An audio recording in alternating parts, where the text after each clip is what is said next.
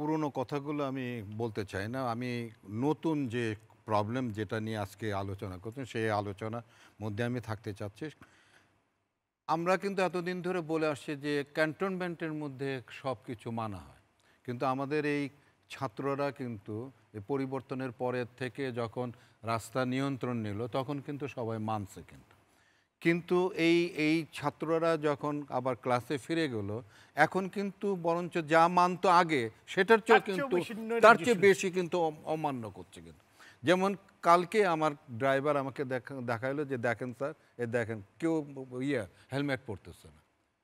অদ্ভুত ব্যাপার। এই আমার কাছে কথা হলো এই জায়গাটাই যে এই যে সড়কের যে বিষয়টা, সেটা যোগাযোগ মন্ত্রণালয়ের যেরকম দায়িত্ব আছে সেরকমভাবে স্বরাষ্ট্র মন্ত্রণালয়ের দায়িত্ব আছে। এই দুইটা মন্ত্রণালয় যদি তারা যদি এইখানে যদি সেরকম নজর যদি না দেয়, তাহলে কিন্তু আপনি কিভাবে আপনি আশা করেন?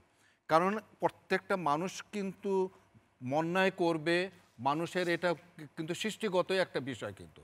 এবং এই সৃষ্টিগত এই বিষয়টা আছে বলেই কিন্তু সৃষ্টিকর্তা কিন্তু ভালো কাজের পুরস্কার, মন্দ কাজের মানে শাস্তি সৃষ্টিকর্তাই রেখেছে কিন্তু। আর সেই জায়গায় আমরা যদি এই এই এই এই জায়গাটার মধ্যে কেউ অন্যায় করছে, কেউ করছে, সেটা যদি না দেখি, তাহলে কিন্তু এই জায়গার মধ্যে কিন্তু সুশৃঙ্খল জিনিসটা আসবে না।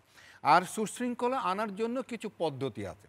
সেই পদ্ধতিটা এখনও হয়তো মাত্র এক মাস হয়েছে।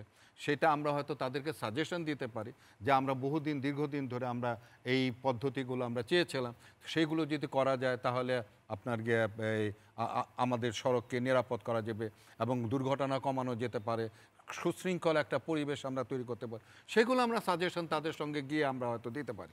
সেই জায়গায় যেমন আছে যে আমরা আমাদের যে জাতিসংঘের যে মানে যে প্রস্তাবনা, যে 5টা পিলার, সেই 5টা পিলারের মাধ্যমে কাজ করার যে কথা যেটি বলা হয়েছে, যে একটা ম্যানেজমেন্ট, তারপরে উন্নত সড়ক তৈরি করা, তারপরে মানে আপনার সেই গাড়ি রাস্তায় নামানো, আনফিট গাড়ি যেন না চলে, সেই সমস্ত বিষয়। তারপরে রাস্তায় যারা মানে যারা ব্যবহার করবে, বিশেষ করে চালক এবং যাত্রীরা যারা, তারা কিভাবে সড়কটাকে নিরাপদভাবে ব্যবহার করবে, সেই ব্যাপারেও তাদেরকে এডুকেট করা। প্লাস যদি একটা দুর্ঘটনা যদি কোনো কারণে যদি ঘটেও, তাহলে তাকে দ্রুততম সময়ে কিভাবে চিকিৎসা দিয়ে তার ক্ষতিগ্রস্ততা থেকে তাকে বাঁচানো, এগুলো হলো গিয়ে আপনার পরের ব্যাপারটা। কিন্তু এখন যে জিনিসটা হচ্ছে, যেটা আমরা দেখেছি যে ক্যান্টনমেন্টও মানে এবং আমার ছাত্ররাও মানাতে পেরেছে, 2018 তো মানিয়েছে, এইবারও মানিয়েছে। তো সেই জায়গাটা এখন আমরা উন্মুক্ত করে রেখে দিয়েছে।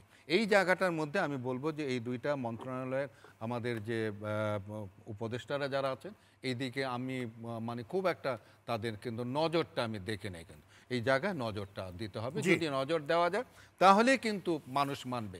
কারণ মানুষের স্বভাবই হলো যে আপনার অনিয়ম করা। তো অনিয়ম করার জন্যই কিন্তু পৃথিবীতে আইন সৃষ্টি হয়েছে। সেই আইনটাকে আপনি বলবৎ করতে